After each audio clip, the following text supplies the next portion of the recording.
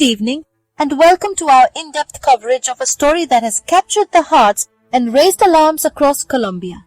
The tragic disappearance and death of 10-year-old Valeria Afanador, a vibrant girl with Down syndrome, from her school in Cayuga on August 12, 2025, continues to unfold with new revelations. Her body was discovered 18 days later in a nearby river, but autopsy results and emerging details have intensified questions about foul play, institutional negligence, and the exact circumstances of her death. Tonight, we expand on the mystery, including fresh updates from the family, authorities, and even President Gustavo Petro. Stay with us as we dive deeper. Valeria Afanador, known for her joyful spirit and close family bonds, vanished during recess at Gimnasio Campestre Los Laureles on August 12th. Security footage from the school shows her approaching a fence, possibly engaging with someone on the other side, a detail that has fueled theories of abduction or luring. Despite immediate and massive search efforts involving over 200 volunteers, police, firefighters, drones, and search dogs, her body wasn't located until August 29th, floating in the Río Frío, just 300 meters from the school grounds. This shallow river, with its moderate current, had been combed multiple times, leaving experts and the family baffled. The official autopsy, performed by Colombia's Instituto Nacional de Medicina Legal y Ciencias Forenses and released around September 1, 2025, concluded that Valeria died of drowning, likely around the day of her disappearance. The evidence was specific. Water and swamp residues were found in her stomach and lungs. This confirms she was alive and breathing when she entered the water, ruling out that she was deceased before being submerged. However, this seemingly definitive finding only deepens the enigma. The timeline is under intense scrutiny. How could a body remain hidden in a heavily searched area for 18 days?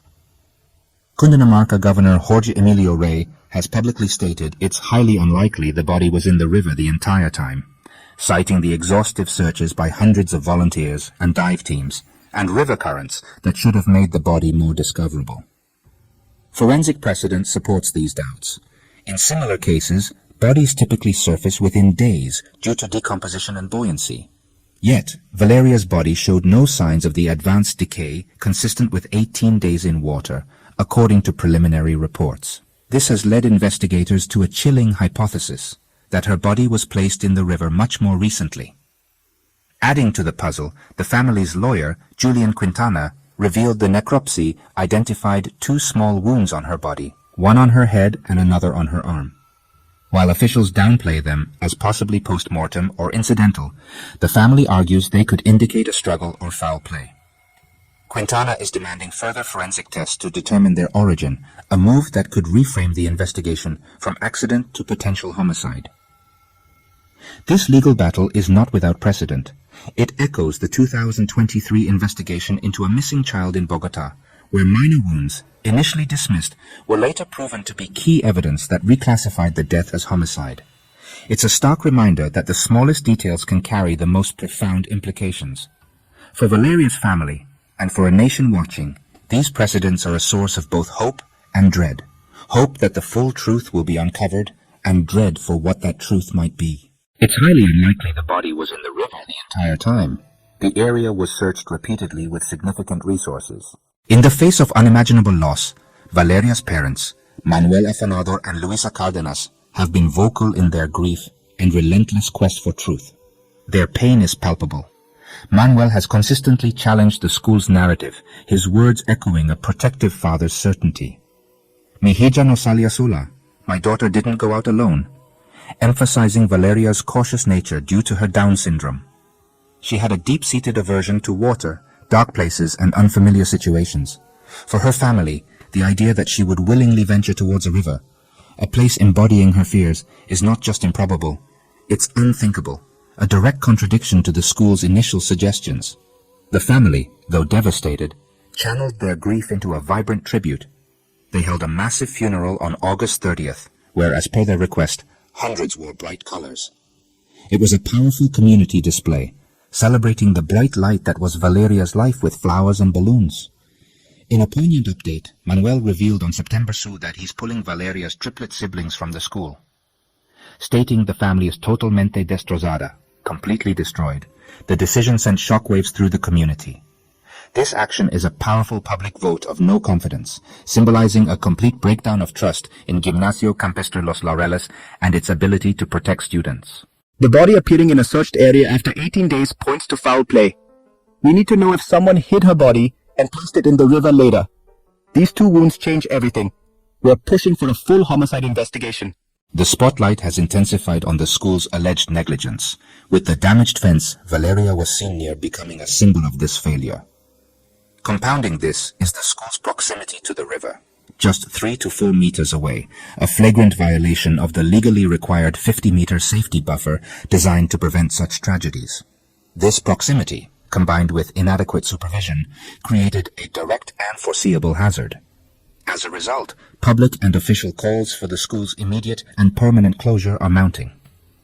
Then, on September 3rd, shocking new details emerged. The school has been operating without a crucial firefighter safety certificate. This isn't merely a bureaucratic oversight. This certificate is essential for operational safety, confirming that the building meets standards for hazard mitigation and emergency evacuation. Its absence points towards a pattern of systemic failure that may have been ignored by regulatory bodies. President Gustavo Petro weighed in on September 3rd, elevating the case to a national level. He urged the Ministry of Education to investigate, warning of possible negligencias institucionales, institutional negligences. This powerful phrase suggests a failure not just of the school, but potentially of the municipal bodies meant to oversee it, signaling a zero-tolerance stance on failures that endanger children. This isn't an isolated incident. It echoes a troubling pattern, reminiscent of a 2022 school safety scandal in Medellin, where several institutions were closed after similar lapses in safety certifications led to student injuries. These precedents highlight a recurring breakdown in the oversight system, where warnings are often ignored until tragedy strikes. Authorities from the Fiscalia General are probing a former school employee flagged by Rector Sonia Ochoa for strange behavior and potential motives against the institution.